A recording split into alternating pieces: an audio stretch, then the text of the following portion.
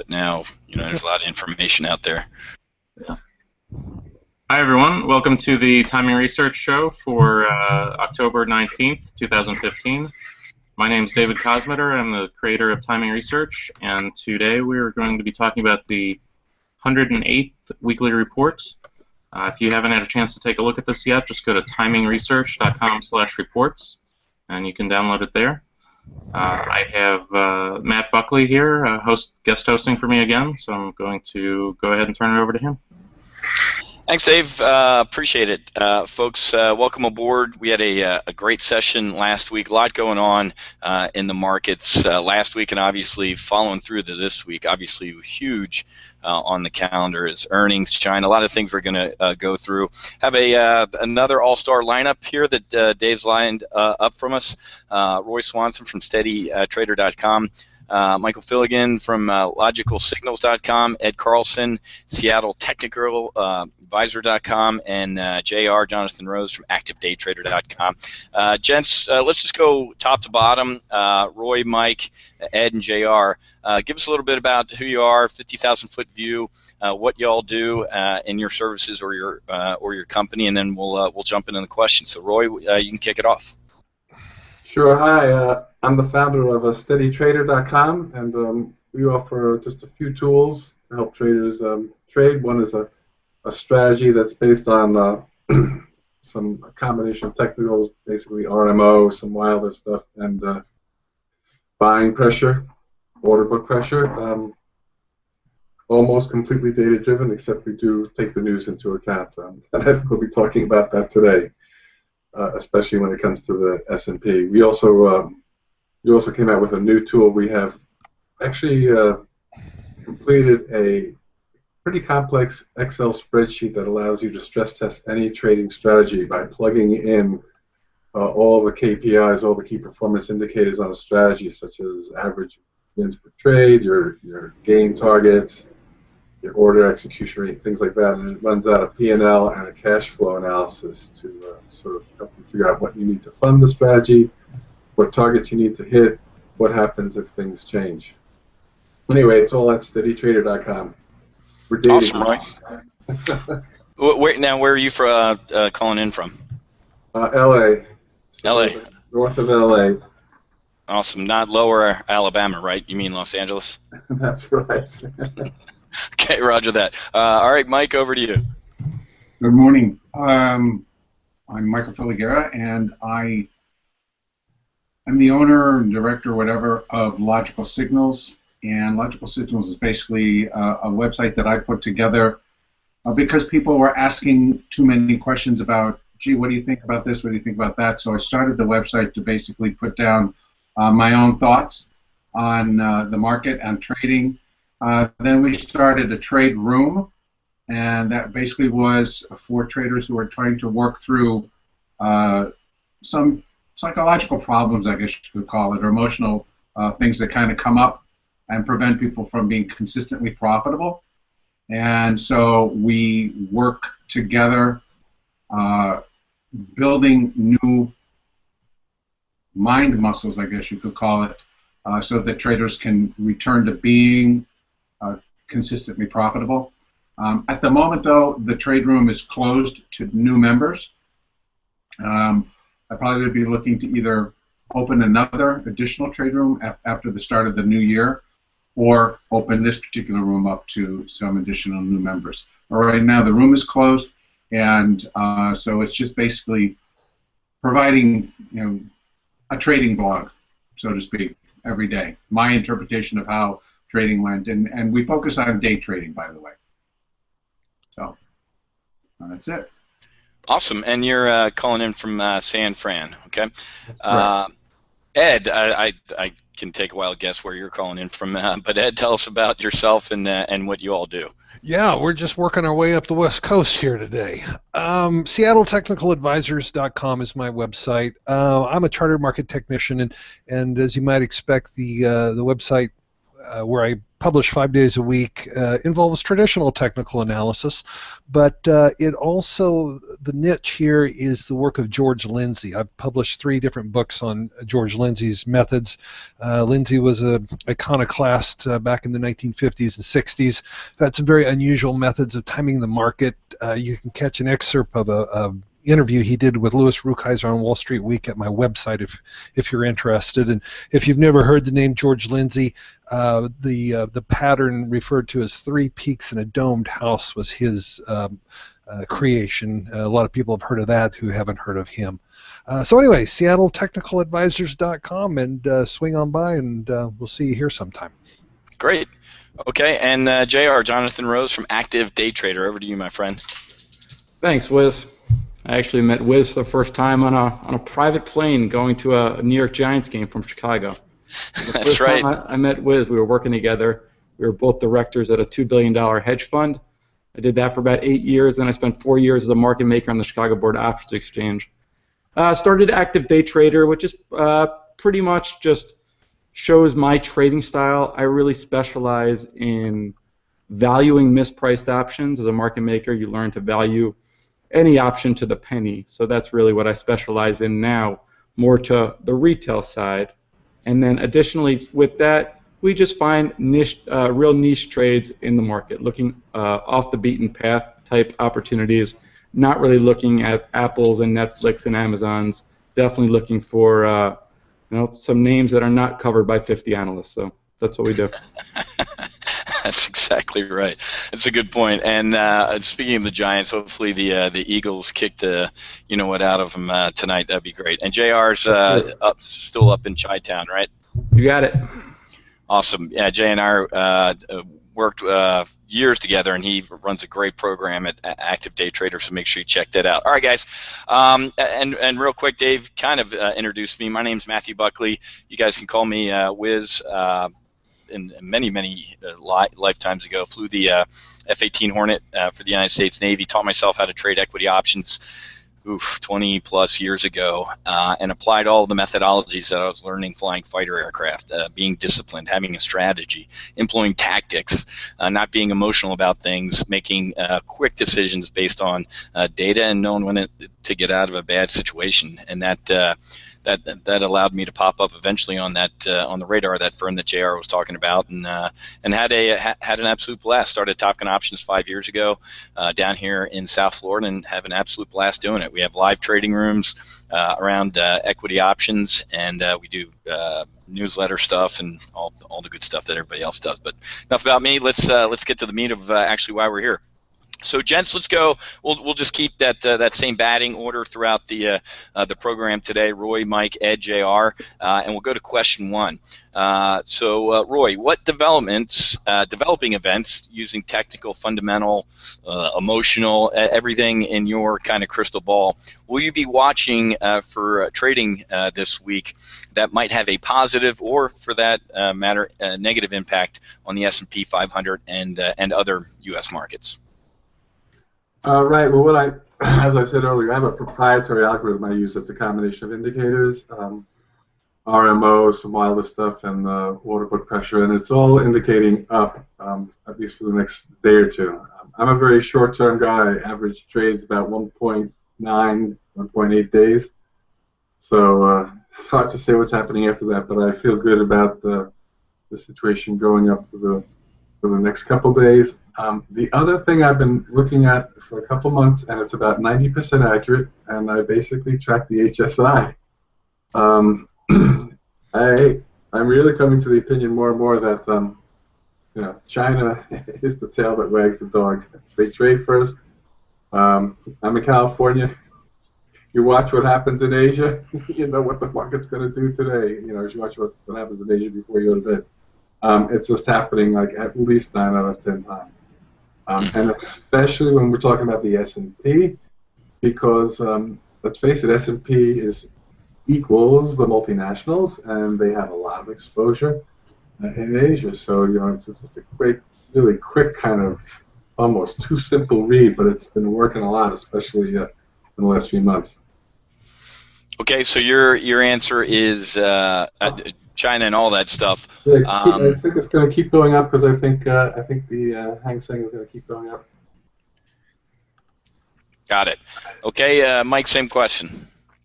I have been using Elliott Wave since the 80s, and I particularly do apply it to the equity markets.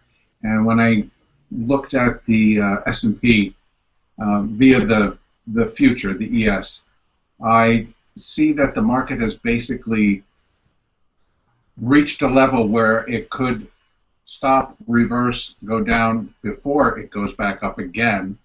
But it appears to have completed what I would consider a three-way pattern, which in Elliott terms is corrective. And it sort of restates that the trend right now is down, and that would be off of the mid-May high. So on that basis, and this again is a little bit longer term, so it's not so applicable to day trading. Mm-hmm. But on a little bit longer term basis, I think that the market will respect the pattern and head lower. Interesting. Okay, so Roy's an up, you're a down. What, in addition to the Elliott Wave, are you looking at any? I know that's a technical indicator. Do you have any fundamental indicators or any, hey Wiz, I've been flying this market for a while. This is my gut indicators. Yes, I do, and not so much as a gut indicator. It's just an indicator that I've been kind of paying very close attention to. Any apparent cracks in the overall upside that we've been married to for such a long period of time. And living in San Francisco, I get to catch more inside on what's happening at Twitter, what's happening at Google, what's happening in a lot of Silicon Valley and up here in the city. And we're starting to see the cracks that a lot of these big tech companies are laying off people. Not huge numbers, but enough to start to say, is that a little bit of a crack in the armor or a crack in the bull or whatever you want to call it? So I'm starting to see that. So I think there is some underlying evidence that things might be getting ready to roll over a little bit. Now, whether it's a longer-term rollover or just midterm, that's yet to be seen. But I see Twitter laying off people. I've seen Google start to lay off people. Bank of America is laying off people. Pinterest is. Uber is one of the major ones that's still actually hiring. But when I start to see companies such as Twitter, they lay off people and then they back out of a deal to take more not retail space, but office space, commercial space. They backed out of the deal. They've got a new CEO.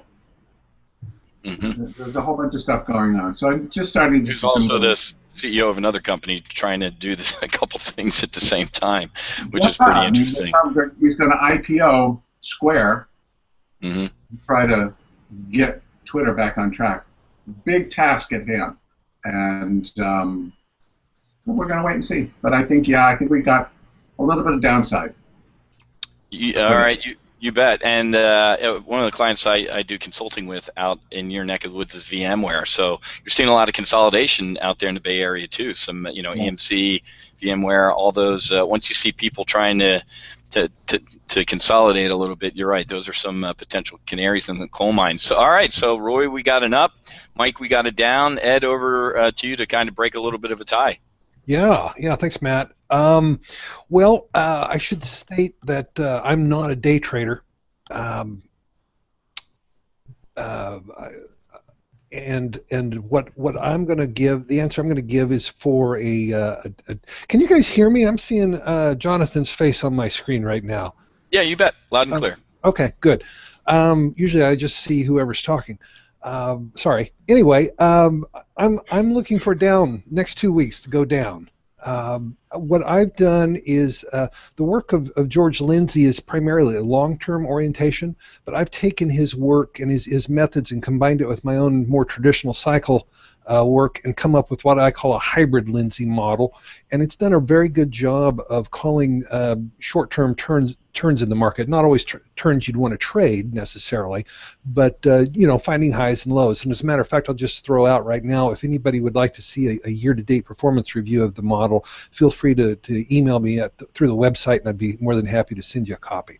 But we're looking for a high today or tomorrow. At least in the Dow. We're always following the Dow with these methods. And we don't have a forecast for a low until November 6th. So the model, it can be off by a couple days, either way.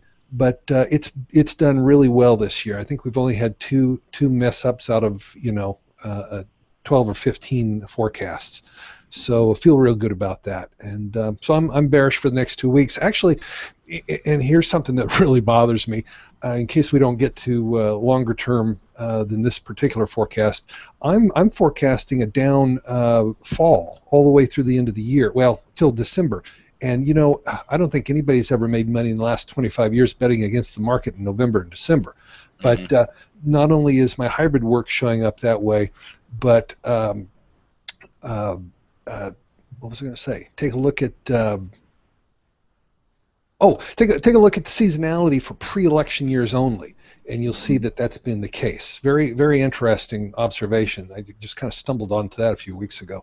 And finally, option expiration was last Friday, and you take a look at all but 2 option expirations this year have seen the market rally into expiration and then just turn 180 degrees and go south almost immediately.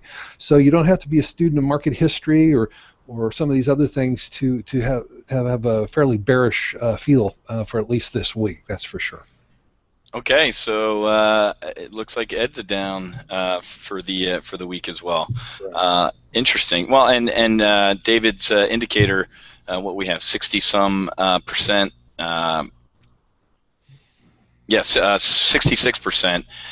Actually, 66% said higher, and 72 or 73 lower. So, JR, it's up to you, man. Well, unfortunately, I don't think I'm going to be a fair tiebreaker, because I can unequivocally say that this is just not in my wheelhouse. I have no clue which way the market's going, whether it's going up or down. That's just not my approach. But I wanted to go through. Just share my screen here. I want to go through an example of a trade that we look at, and especially in the fourth quarter. So I'm not going to be able to break the tiebreaker as far as which day the market's going, but let me walk you through this example. So IPO. If we have $100,000 and we do 100,000 shares for $1 each, we come out with a new trader fund. $100,000 would be the net asset value of that fund. Now, if we wanted to go have an IPO, we need to pay Goldman Sachs or pay an underwriter, and then we'd have $90,000 left in the fund.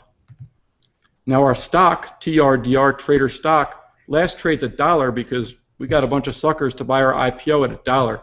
So the difference between this would be the net asset value is still 90 cents because we have $90,000 in the fund, but the trader stock is $1.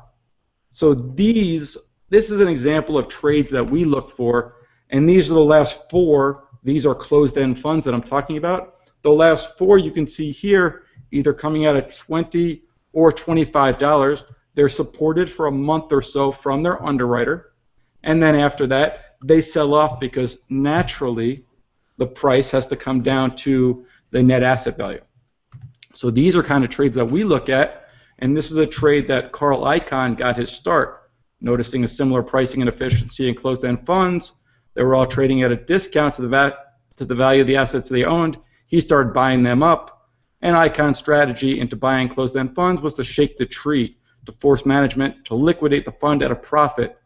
And what he would do is the opposite of our example. If the NAV was $1 and the stock was trading at 90 cents, Icahn would buy stock at 90 cents, buy all that he can, and then he'd force the fund to liquidate the fund because he knew the net asset value was $1. So those are more of the different situations that we look to take advantage of in the market. So not necessarily, I have no idea which way the market's going, up or down. There's some great answers to that, but That's not me. So I look for little kind of arbitrage, risk arbitrage. When things are off value, that's when I'm going to come in there and make trades. So sorry I can't give you that answer to separate the tie, but I don't want to make something up for everyone watching. No, that's great. Well, honestly, that honesty is a refreshing thing, and I know the way you trade and looking for those price discrepancies is a great way to make a living, and there's a market to be made in arbitrage. I'm going to go with I watch the debates. I'm going to do my best political season answer here, and you ready for it? Unched. We're going to be unched on this week. I'm a little like Jonathan. We could wake up tomorrow and there's nuclear war in the Middle East and the market goes to zero type of thing, or we wake up tomorrow and Jesus, Buddha, Ganesh, and whoever else come back to life, and the market's up at $1 trillion. So some of the things I'm looking at. Let me share my screen as well. And I saw a lot of the responses, great responses out of everybody, because they kind of hit everything I'd be looking at for the week. The financials are getting obliterated. Yeah, I made that word up, but Morgan Stanley, J.P. Morgan last week, Goldman Sachs. To be honest with you, impacting the market, my give a crap meter is a little bit more closer to zero. That the blue blood banks are getting hammered. Why? Because a lot of their what we call FIC. Fixed income, currency, and commodity divisions are the ones that are kind of hemorrhaging, and the other coat and tie areas is some of the Wall Street banks, the investment banking arms. You got to care about the Wells Fargos, the mom and pops. Are we loaning out money for autos, homes, home equity lines of credit, and small businesses? So I'm going to be looking at financials this week, but I'm also going to be looking at I forget who said, Roy or Mike, China. This GDP print that they got last night or our morning or however the hell time travel works, 6.9 was better than a consensus of 6.8. But GDP and China data really is the tsunami that moves back and forth across the Pacific to move our markets. I couldn't agree more with that. Two other things I'm watching for the week. Obviously, as an options trader, I keep an eye on our fear altimeter, our fear barometer that many people know as the VIX. We're starting to get back down to what I call my resting, not mine, the market's resting heart rate. Volatility tends to revert to its mean. It's not a stock that goes up and to the right or down and to the right if you're in a bad stock. It tends to go back to what I call its resting heart rate. So if you see the VIX going up to, here's the VIX, 12, 13-ish. Everything's fine. Everybody's at the beach, buy the world a Coke type of moment. And then there's China ending the world, as we all know, late August. And then there's the VIX kind of saying, all right, the world's not going to end. The VIX is getting very, very cheap here, in my opinion. And one of the things we do as an options trader, we have a lot of sayings, right? When vol's cheap, you buy it. When it's expensive, you sell it. I'd be looking to get long vol here. And especially going into the fall, I think, and was it Mike saying, hey, or Ed actually saying, hey, even into the fall, I think I'm swimming against the tide here, right. Against the Santa Claus rally and, window dressing and all the happy Wall Street terms. I tend to agree with you, Mike, because for a whole host of reasons. Like I said, the financials kind of suck. China sucks. Mike out in San Fran was talking about, hey, Wiz, I'm seeing a lot of canaries in the coal mine with layoffs. You look at the oil industry, when Schlumberger or, National Oil Well Varco lays off 15,000, 20,000 people out in West Texas, those $100,000 a year jobs end up really hitting people as well. So I'm going to keep an eye on crude this week as well, as we start seeing that 40-ish handle. That's never a good thing. I can't stand the hair-blown guys or gals on CNBC that say, hey, lower gas prices is great for everybody. It's the dumbest thing I've ever heard. First of all, low crude doesn't necessarily, there's no equal sign there into lower gas prices.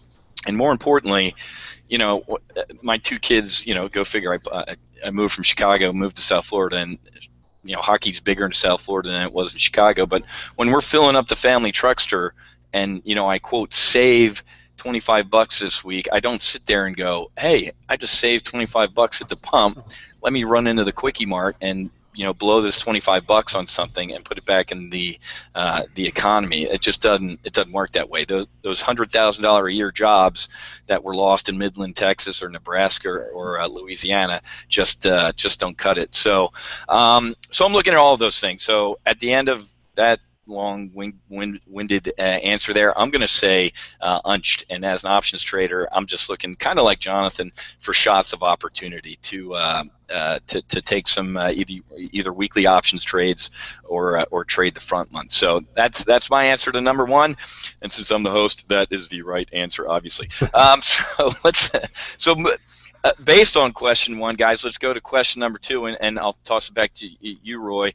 Based on those technical, fundamental, or mind indicators you want to use, would you predict move higher or lower from Monday's report? Well, you kind of answered that already. Let's move on to number three. Everybody, let's go top to bottom. Give me the level of your, and JR, we can still go through you even though you passed a little bit.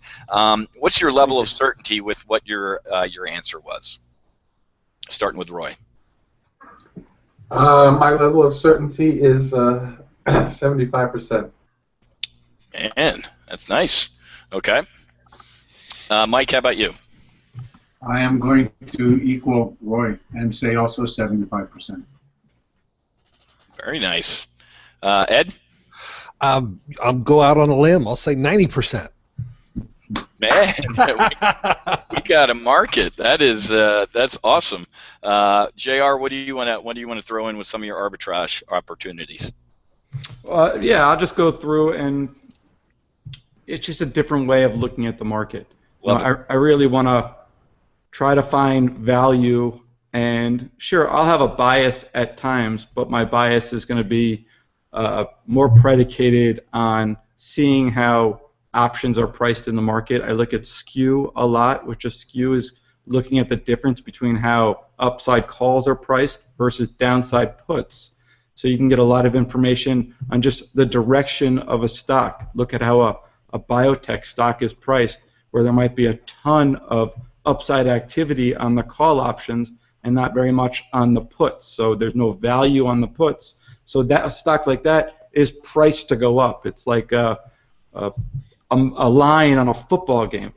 When you see a team's favored by 7 points, that team is favored to win the game. And I think that we can find a lot of information in the options to see how stocks are priced, what direction they're priced to go in. Got it.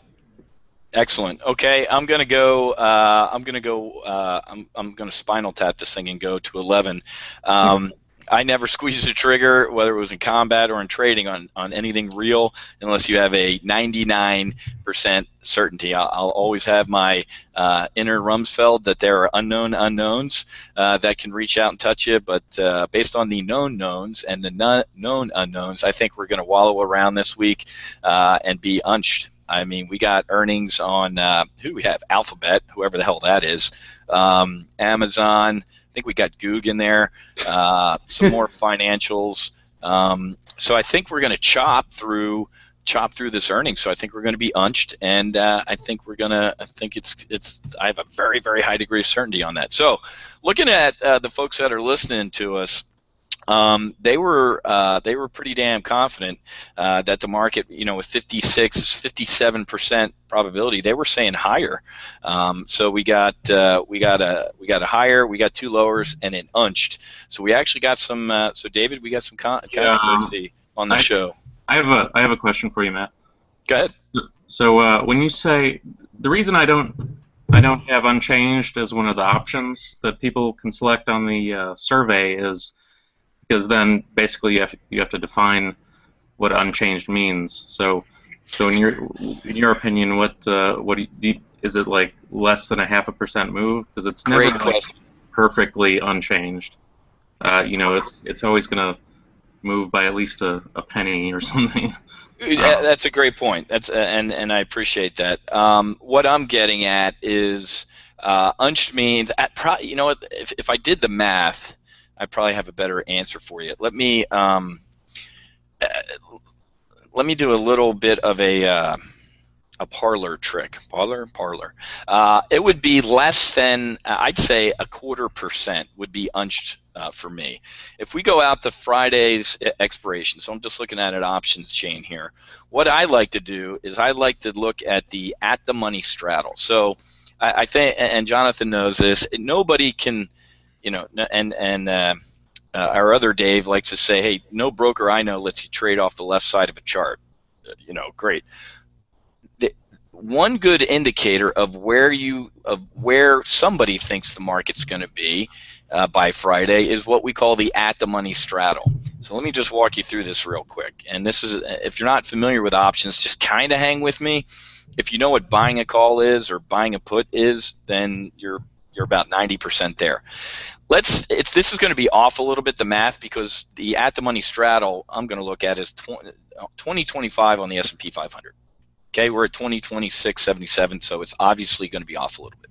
But let's say, like Roy's saying, hey, Wiz, I think the market's going to be up by Friday. What he could do, or what one of our listeners could do, is what? Buy some calls. And right now it looks like these calls would be 11.75. Okay, put that in your brain housing group real quick, 11.75. I'm bullish by Friday. Wiz, I think the market's going down by Friday. Mike, Ed, you know what? I think all right, well, we could buy some puts, 10.40.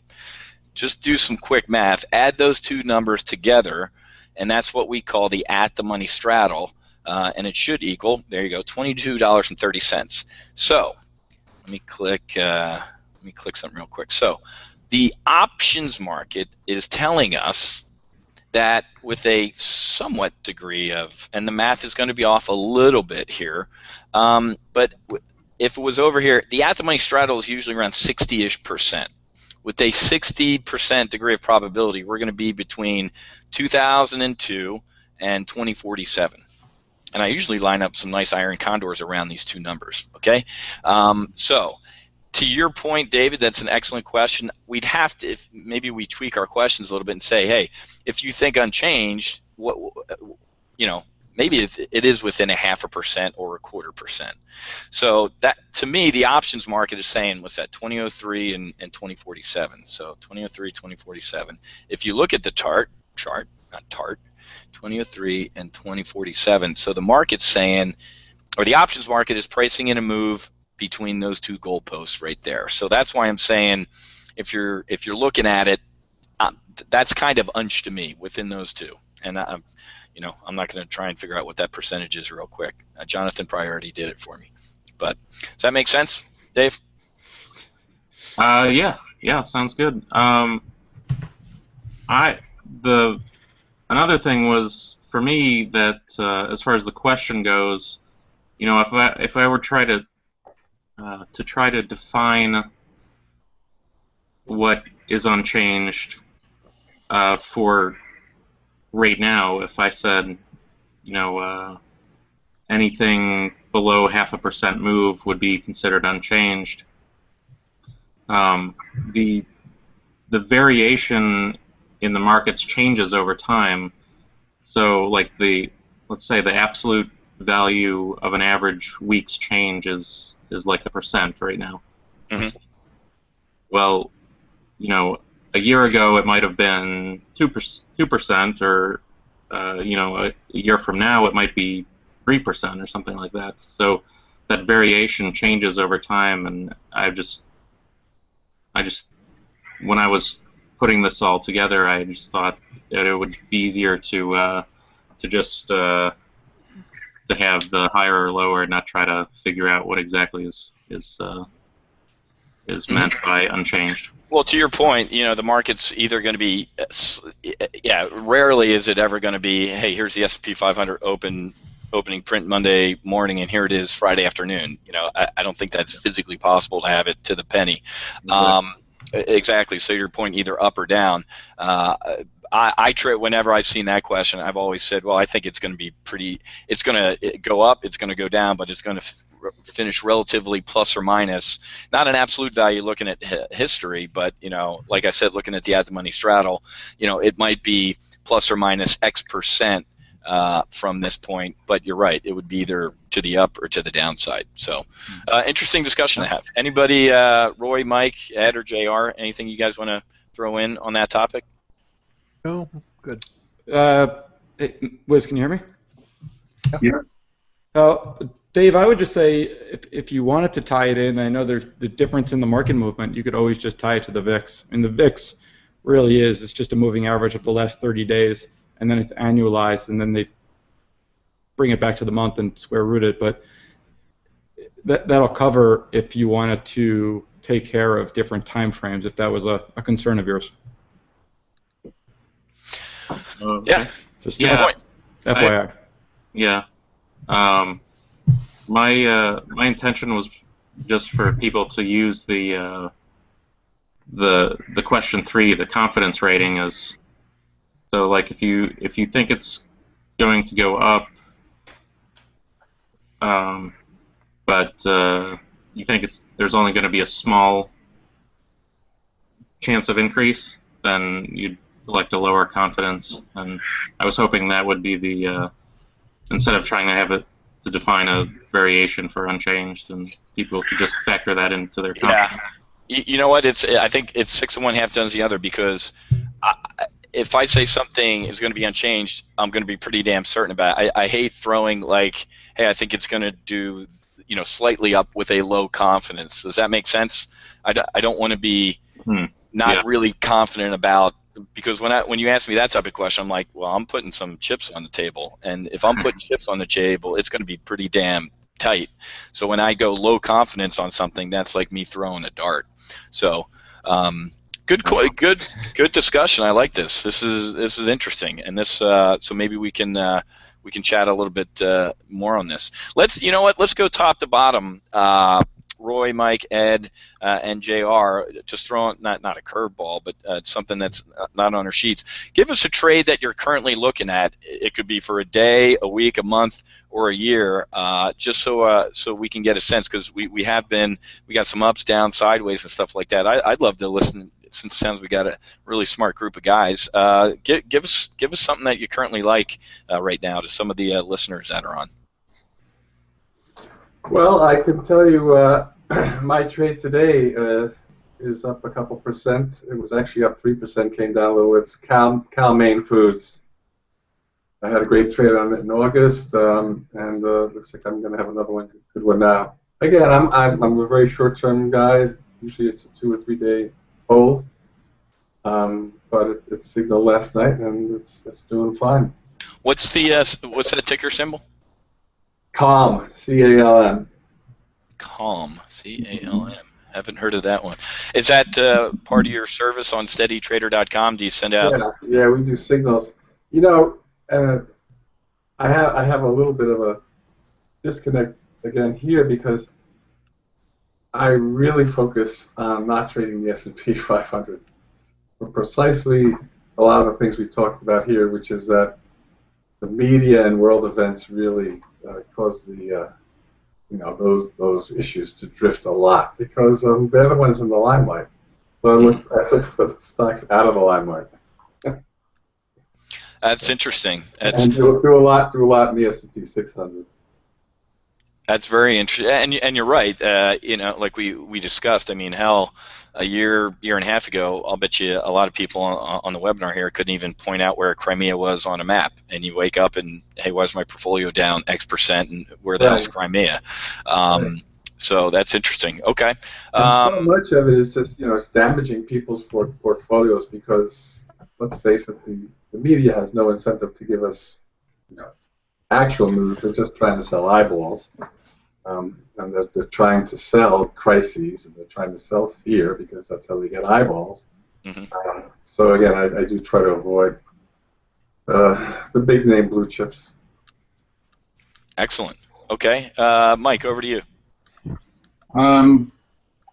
Being that I focus basically on day trading, and my primary contract is crude right now, and to say one trade would not really be fair to the strategy that I employ, because I do use 1, 2, 3 different algorithms that work in conjunction with each other to produce my buy and sell signals. For example, already today, I start trading crude at 8 o'clock Eastern, so 5 o'clock my time. And I've already done probably 18 to 22 trades. Wow. And they're just, I just take the trade when I get the my buy or sell signal. And the whole purpose of my strategy is I have found that experienced traders and non-experienced traders, if we allow an emotion to come into that trading, then either you're going to hesitate or you're going to cut your winners and let your losers run. I mean, there's a lot of different things that come into play that affect traders. And so I'm basically showing through backtesting, hey, just let the strategy work, let a trailing stop do its job, and by the end of the day, when you go back and you look at all your trades, you will be a winner versus having lost money on the day. But if I had to choose a trade that I want to put on, I'd be looking to well, maybe do an iron condor in the VIX, but I would go out to December. Interesting. I would not play any of the months because, particularly with iron condors, I think you need to give yourself at least 45 days to allow the trade to kind of work, to do what it is intended to do. But the only way I would use an iron condor in December is I'd be a seller. So there I'd be looking to sell vol. And therefore that kind of goes back to how do you want to play it. So in order to actually buy the vols, I'd be looking to do sell the put spread, buy the call spread. And I would look to do at a decent volatility level. And right now December is 82% vol. What range or what range do you think the VIX would be trading around in December? What would you like? Oh, I'd love to see the VIX back at 25, 30. Mm-hmm. I think that would be a corker. You know, that would be more incentive for me to then go back in, because I agree with what you had said earlier, that when vol's cheap you buy it, when vol's expensive you sell it. So it just depends on how you want to construct your trade. Mm-hmm. You know, and achieving that goal. Right now, with the VIX being down at 15.5, I think downside is very limited. Mm-hmm. And I think upside is just the door's open. But to go right back to where it was. And so, I'd be looking to buy a call spread. Yeah, and I think one of the big risks out to December, even though a lot of us are talking a little bit of doom and gloom, is the Fed meeting. There's no way in God's green earth that they're going to raise rates next week or in a week and a half, whenever it is, because it's a press conference meeting. Janet ain't sending out a press release saying we're raising interest rates. It would be a face Fed meeting where she does a press conference, and that would be December. So I think I agree with you that the Fed's gonna, uncertainty is going to rise into the December Fed meeting. It has to. I mean, large institutions, hedge funds, institutional investors can't sit there and go, I know she's not. And then all of a sudden, out of the blue, here comes, one of those unknown unknowns. So, okay, interesting. And one last question for you, Mike. Where do you see crude short and long term? We just saw a 45 handle or whatever it is, and crude at the moment. This is all basis December, and mm-hmm. what we've got going on right now, we still have the futures roll in progress. It's pretty much, I believe, done because December volume is just skunking November, what's left in November.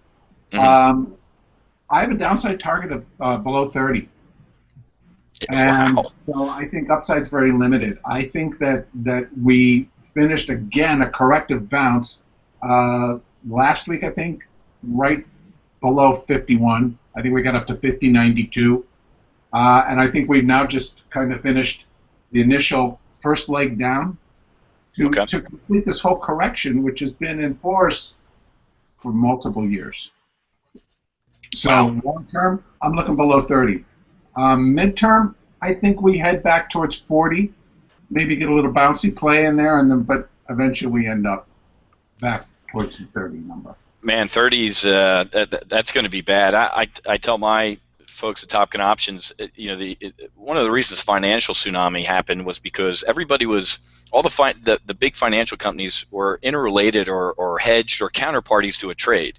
Right. There's a little bit of a, JR came to me type of thing like, hey, you hear Steve is unwinding his big trade with Lehman Brothers? Why? He's a little creeped out. Oh, really? Hey, liquidate all our stuff, and then it's all downhill. There's a bear stare. So all of these oil companies are kind of interrelated as well. So, and that impacts the broader economy. Not only does the guy get laid off in Midland, but the diner that he went to every day for breakfast, the place he filled up his car, his house he's got to get rid of. $30 oil could be brutal. You see a lot of bankruptcies, and then you see all the Exxons, the ConocoPhillips, all these guys cutting back on capex. I mean, they ain't building stuff. That billion-dollar oil platform or the 700-foot oil tanker that they were building that's sitting there in dry dock is going to sit there a little bit more. So wow, that's okay. That's interesting, Mike. But to add into that, Matt, don't forget that first of all, the federal government just cut off any Arctic drilling. But that's after Shell came out and said, well, we're walking away from this because we tried, it came up dry, and so we've got no business being in the Arctic. So they're moving out of the Arctic.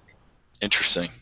So you kind of got that building up, plus the fact that OPEC does not like the fact that the U.S. has got this major oil field pumping up in North Dakota. The fact that Texas has kind of gotten back up on its feet. So my angle on that is it's like I don't think the Saudis or OPEC have any problem in seeing oil go back to $20. Correct. I mean, we really can't go too far out without looking at where it's been. Mm-hmm. I mean, back in the start of the 1990s, oil was trading at $21. I remember. Absolutely. Yep. So to me, it's like people go, oh, it can't go there. It's like, really? It's been there. Yeah, I remember sitting on the board of trade in 2008 or whatever when people were talking about $150 a barrel in oil back in the day. So, yeah. I was trading at 25. Yes, correct.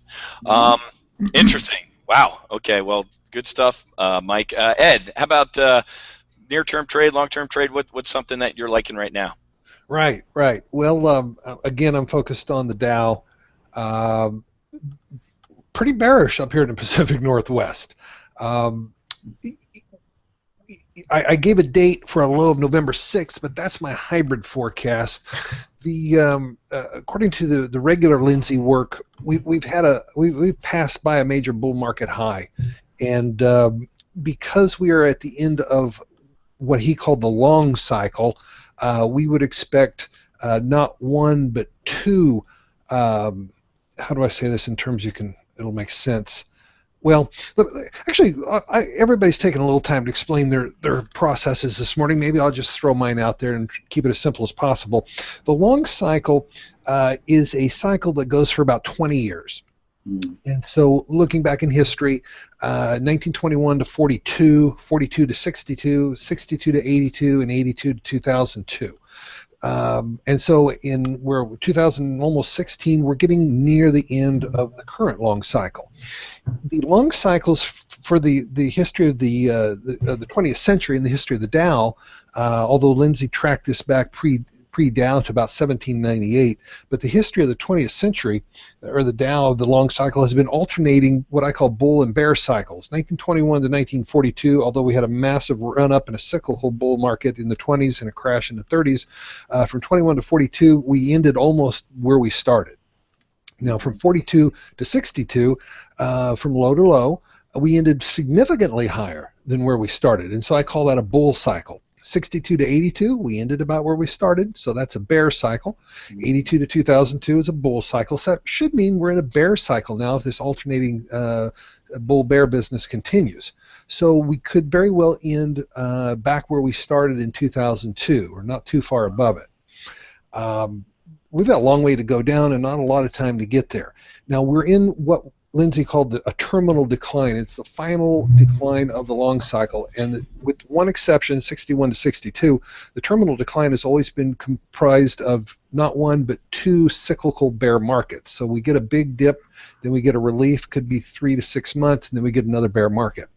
And so the current cyclical bear market looks like it's going to end sometime next spring or early summer, and then I would think we'd get a pop-up, and then we could be on, in a bear market for another year. That would take us out to 2017. That even that's not going to work. It's gonna be another year or two past that. Wow. According to the Lindsay work. So I'm extremely bearish. There'll be times like the last month where I've had to deal with reactions, but it's no different than being a buy and hold investor, except Sure. you're a bear instead of a bull, and that's my long range forecast. Awesome. A lot of good insight, Ed. Appreciate it. JR, over to you, man. Cool. Thanks. Let me get the screen here again.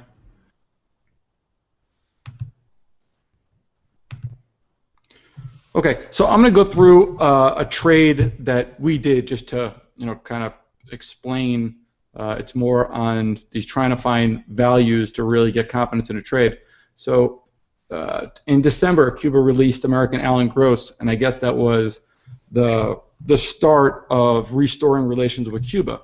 So for me, as a trader, been in trading for 18 years, when I see news like this, I look to see, okay, what industries are going to do well? What stocks are going to do well? How can we take advantage of this? Right under my nose, ticker symbol, Cuba, CUBA. When this was announced, the fund went from $7 up to $15. So for me, I start drilling into this, and this is from the SEC website. There's no Cuba in Cuba. They don't have any of their net assets at all in Cuba. But yet their company, CUBA, or the ticker, goes up 100%. So that's what I look for when I'm trading. This is the discount to the NAV going back to October 2012. This fund has actually been around since '72. Okay, so it's at a discount to its NAV, and then all of a sudden this news comes out about Cuba. Even though there's no Cuba in Cuba, it goes to trade to a massive premium over its net asset value. And this, the NAV, January, February, it doesn't really move. They don't have any leverage. 20% of the fund is in cash, and the rest is in cruise ships and construction companies and whatnot. So these are trades that I look for. And so Cuba ran up, and from the technical side, and I like technicals, but it's kind of like the 10th thing that I use. This is higher lows, higher highs, higher lows, higher highs, higher lows, higher highs. Very easily to think that this might be a setup to go higher, but what I'm looking at is 20% premium to its NAV, 30% premium to its NAV, 40, 50, and then naturally, because when we talk about confidence in a trade, if the NAV, net asset value of the assets that it holds, is trading at $7, and the stock is trading at 11, my confidence level in that trade is about 110%, because there's no way that it could remain at that level. It might take time, so I've got to worry about whether my capital is being used efficiently. But when we talk about just pure confidence in a trade, mathematically it has no choice but to trade down. And I did really well in this trade, but Wiz, you'll get a kick out of this one. The one person I found who did better than me, this Thomas Hertzfeld, who owns the Cuba fund. This market timer bought $1.8 million of stock on the day of where the green is, or the day of that announcement. This is directly from the SEC website. Nice. And then December 16th bought 650. December 19th through 23, he had the foresight to time the market and get out at 1280 for a 100% return in 4 days. So, a little fishy, but hey, there's also very talented traders out there, so this guy might be one of them. But nevertheless, this is the kind of situation that we're looking at. Stuff that's really off the beaten path, but if you can find them, there's really good trades. So that's what we do. That's very interesting, JR. Love it, man. Love all of that stuff. I hope it was timed appropriately and legally. So, all right, good, fellas. Just a couple minutes left. I'll make my pitch, and everybody, or at least the listener, strap in because I'm long-term bullish on China. Oh my God, Wiz, GDP sucks. You know, cats and dogs living together, mass hysteria. Well, folks, first of all, they're our banker. They own us. All we need is President Z or whatever the hell his name is to, hey, Mr. President, we want all that debt. The number one foreign holder of U.S. debt is China. Number one holder is us. Well, not us. The Fed is, but and all this data is backward looking, meaning I think China right now is the world's number one economic superpower. Wiz, they're number two. Well, economists usually make those calls after it's already happened. Like, for example, I completely believe we're in a recession right now, and economists tend to do what? Well, we've been in a recession since 8 months ago. That's what they tend to do. So I think China's the world's number one economy. They're not going anywhere. I use the FXI, the iShares China Large Cap ETF, and read a good article on Goldman Sachs the other day on China, and they said that they call it the national team. The government, the PBOC, the People's Bank of China, large pension funds, just the national team, they own 9.2% of the float in China. They bought at the high, obviously, because, oh my God, markets can't go down, God forbid. So they have everybody understands this. If you buy something and it goes down 50%, what type of return do you need to get back to where you invested? Yeah, exactly, 100. So you need, so the Chinese government has a vested interest in their market coming back. And when you can dictate economic policy at the barrel of a gun or the point of a bayonet, it's interesting things that can happen. I am not, I served my country for 15 years. I go Gordon Gekko at these moments. I don't go Wiz the American. We can talk over beer about how I feel about China, what they're doing in the South Pacific, their human rights, all that crap. Now you go Gordon Gekko. I'd look at a long call diagonal. I'd go out as far in time as I can in our time machine to Jan 18. I'd buy deep in the money 80 delta calls. Why the hell 80 delta calls, Wiz? Well, stop by TGO and I'd let you know why. And then I'd sell front month upside calls to pay for it. That's called a long call diagonal. So buying those deep in the money 80 delta calls is, running down to the Porsche dealer down here in Boca Raton and then selling the front month upside calls is a nice little monthly installment plan. So that's a tactic that we employ here at TGO. You can kind of be bipolar, and so am I in trading. You can be long-term something and short-term something by using options. So I'm long-term bullish on China, short-term neutralish. I mean, not super bearish, but not even close to being bullish. So that's what I'm looking at doing. All right, fellas. So we got about 3 minutes left. Let's just go top to bottom. Roy, Mike, Ed, and JR. Again, let us know who you are, how we can get a hold of you, and since I heard some great stuff, how could we get on board? Maybe one of your services or find out more information from you.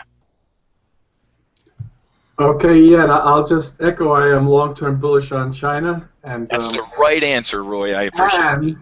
But not only that, I don't know if you've noticed, but there was an interesting article over the weekend. China sold $150 billion in U.S. debt in the last 3 or 4 weeks. Nothing happened. Nothing happened. All the prophets of doom, what happens when China dumps our debt? You know what? Nothing, because no matter what, the U.S. remains the safest world market. No matter what happens everywhere else, whether it's Eurozone or China, the U.S. is always the place where the money flows in. I mean, it just doesn't happen. And I'm not saying this out of some exaggerated patriotism, but it's just we're the safe haven. We have been, we are, and I think we will be for quite some time, even if China dumps another $300 billion. So anyway, my name is Roy Swanson. I'm at SteadyTrader.com. We've got signal service, strategy, and a really cool P&L cash flow model you can apply to your trading strategies that we call the stress tester. It's all right there on the homepage. You can check it out. And anyway, fun to be on the show, and hope some of the listeners come check out the site. Awesome. Thanks, Roy. Okay, Mike. Unfortunately, I got to say I'm not long-term bearish on China, nor am I long-term bearish on the United States. But that's a whole other conversation we don't have time for. Again, my website is www.logicalsignals.com. We focus primarily on day trading, and right now our focus is on crude, the S&P, the Dow, and now and then I step into the dollar-euro. The trade room is closed to new members at the moment, but if people have an interest, I also offer coaching and offer membership to the website, which will then they have access to everything that I write and all the blog posts. Awesome. All right. Thanks, Mike. I appreciate it. Ed? Hey, I'm long-term confused on China, so that's all I got to say about that. Love it. I just tell everybody, again, if you're interested in my hybrid Lindsay model and how it's performed this year, just navigate over to my website, SeattleTechnicalAdvisors.com, and I'm more than happy to send you a free copy of what I got. If you have a little more interest, or if that sparks some more interest and you want to try a trial subscription, you're more than welcome to do that as well. So do everything we can to get the word out and give people a chance to decide whether it's right for them or not before they subscribe, and I hope to hear from anybody and everyone. Thanks so much. Thanks to Dave, too.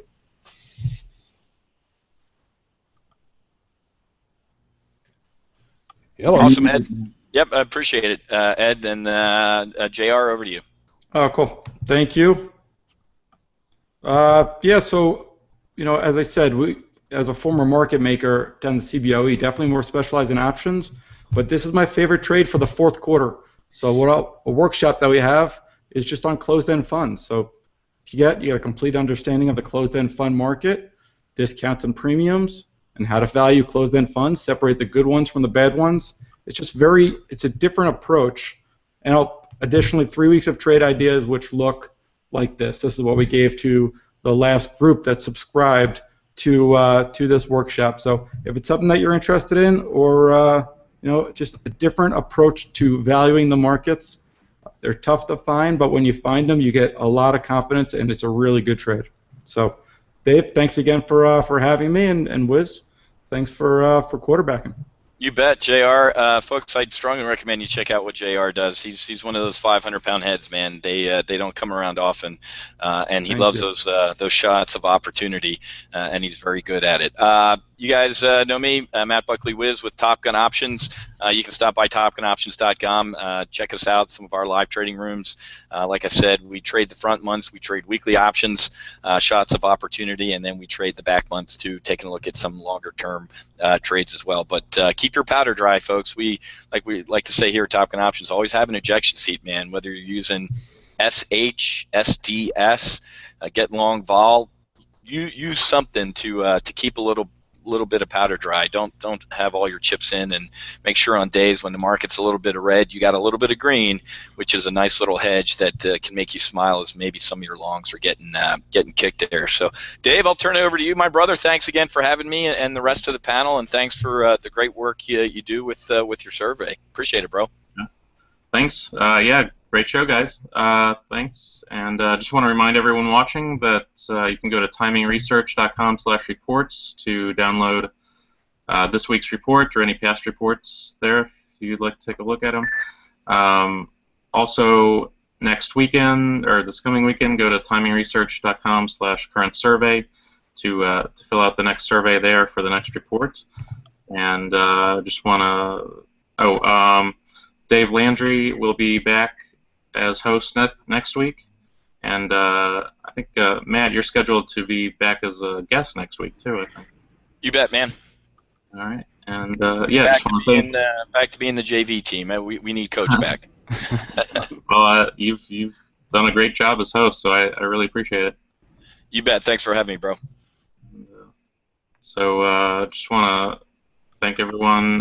Roy Swanson of SteadyTrader.com, Michael Filighera of LogicalSignals.com, Ed Carlson of SeattleTechnicalAdvisors.com, and Jonathan Rose of ActiveDayTrader.com, and of course Matt Buckley. Thank you again for hosting, and look forward to having everyone on again soon. So Thanks, guys.